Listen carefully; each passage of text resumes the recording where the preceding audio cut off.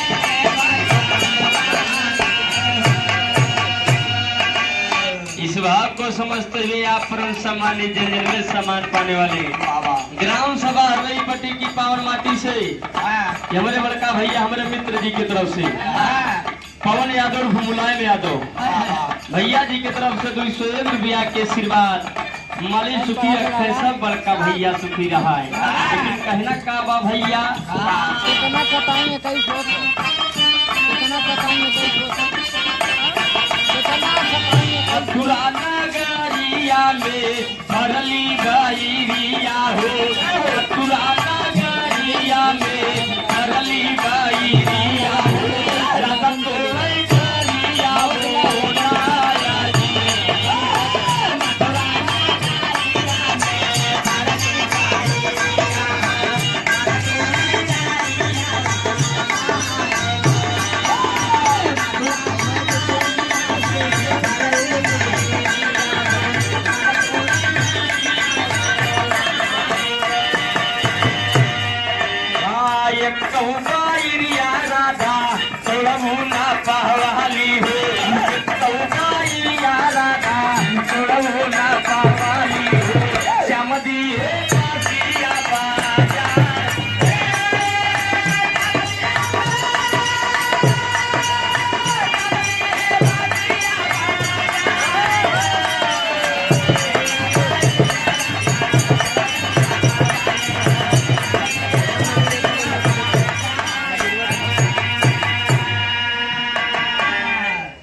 गुरु जी गावत रहन मिट्टी ए भैया या वही सुनवाई के हो या कोरा मारे झुलनी साड़ी लहराए हो। बारे स्वर्गीय गुरु जनाब भदर अली गुरु जी भैया खाइल हो लंगड़ा यान दाम कहियल देबू।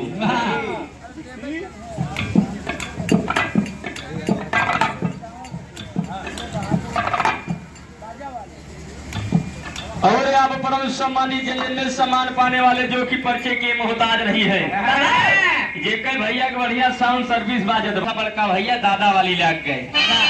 सुने वाले बड़का भैया दुल्हा परदेश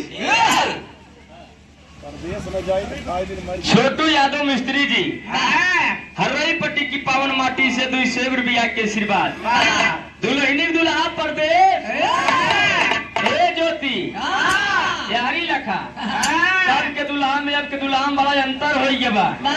कब के बाबू जैसे सियाई चला जाए वैसे चला जाए, कमाए 2-2 साल 3-3 साल एगो न कराए। अब आजकल का दुल्हा भैया फलाने बेटमनक साथे हमरे बेटियों की शादी होती है, लड़कियों भैया 2-2 साल जात कमाई घरा है ऊपर ना आई करा, 2-2 3-3 साल बाद घर लौट के आवत है। और पूछिए जकरे साथे हो गया, अरे भैया जान ला लड़कियां गऊ पाए, अरे भैया सवेरे उठिया दिने बेचारी काम करत रहा था। शादी बियाह हो याद बा आजकल, जवन लड़किया 2 साल रुकत रहा, शादी बियाह हो गया, बेचारा 10 दिन ड्यूटी महीने बना के पावत बा, तो टाइफाइड पकड़ लेत बा। का बताई दिने ठीक ना रहा दिन का। हाँ भैया दुल्हा आजकल जल्दी आवत हाँ। पहले के जमाने में बाबूजी हरे जाए तो माई हरे हुए तो वो गुड़ खवावे, जाए सब काम सुबह सुबह हो। जब आजकल का दूल्हा ठलालीस रोटी जब बोर के खाए के जाइए तो जल्दी आइए भैया दुल्हनी दुल्हा परदेश। आजकल बड़का मोबाइल चल गया बा, जब मोबाइल ना चलत रही तब का हाल सुना।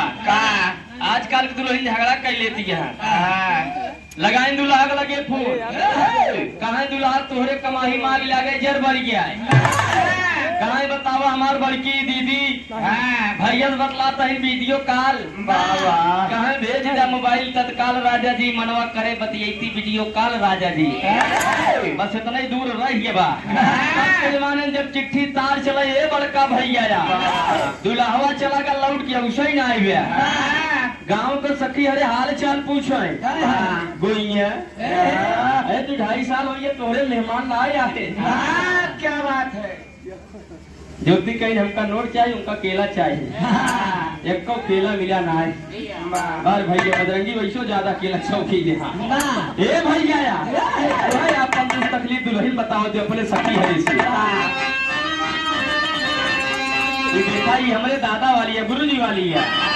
अरे मोर दूल्हा